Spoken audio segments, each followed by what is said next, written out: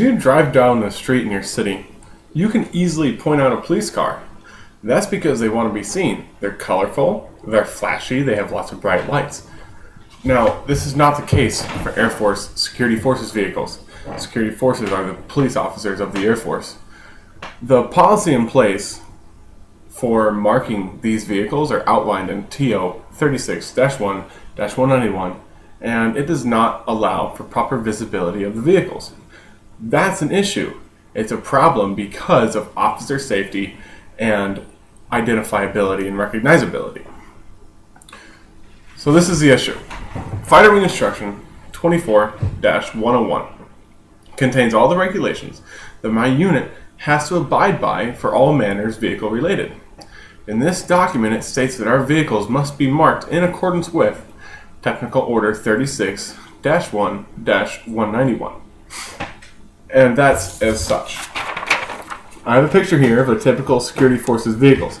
As you can see, the only markings on it are security forces shield and in white letters, security forces along the back quarter panel. There's nothing marked on the back or the front to identify it as a law enforcement vehicle.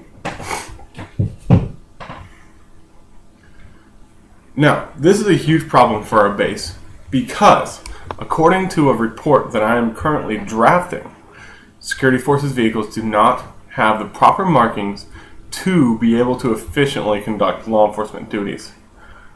According to my unit's security manager, Gary Olson, civilians will soon be allowed to reside in base housing. Civilians with no military affiliation. They don't know what security forces means. They know what police means, but that's not written anywhere on our vehicles. Also, we patrol an area outside of our base called the Richardson Highway. For example, in 2009, I pulled this from an old police case from a secret database. We got in a police chase with an individual who ran from us because he did not believe we were law enforcement.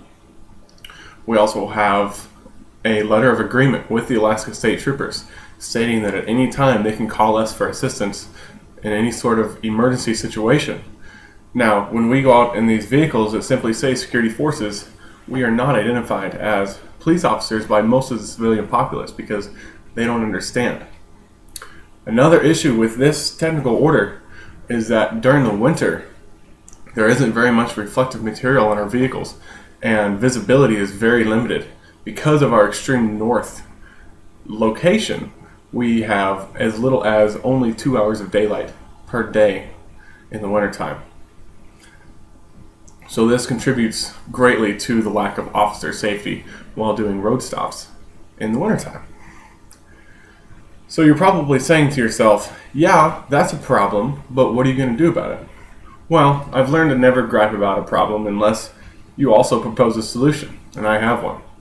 My first idea was to simply get the policy changed.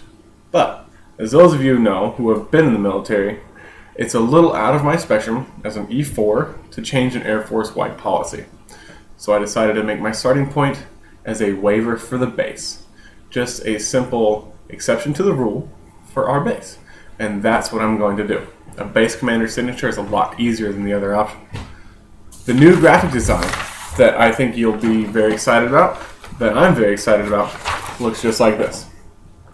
These will be our new trucks with police written boldly along the side and on the back. We are identifiable by everyone as law enforcement, with all of the vehicles on our base looking like this. There will be absolutely no confusion that we are the police.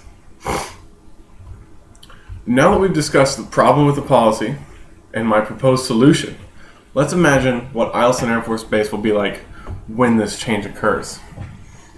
With all of the security forces vehicles marked this way, there'll be no confusion about the role that our law enforcement officers are playing.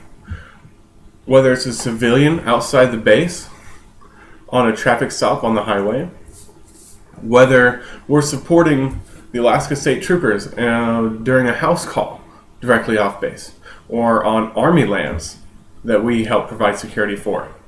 There will be absolutely no mistake that we are in a law enforcement function because our vehicles, as you can see, clearly say police. and everyone recognizes police as law enforcement.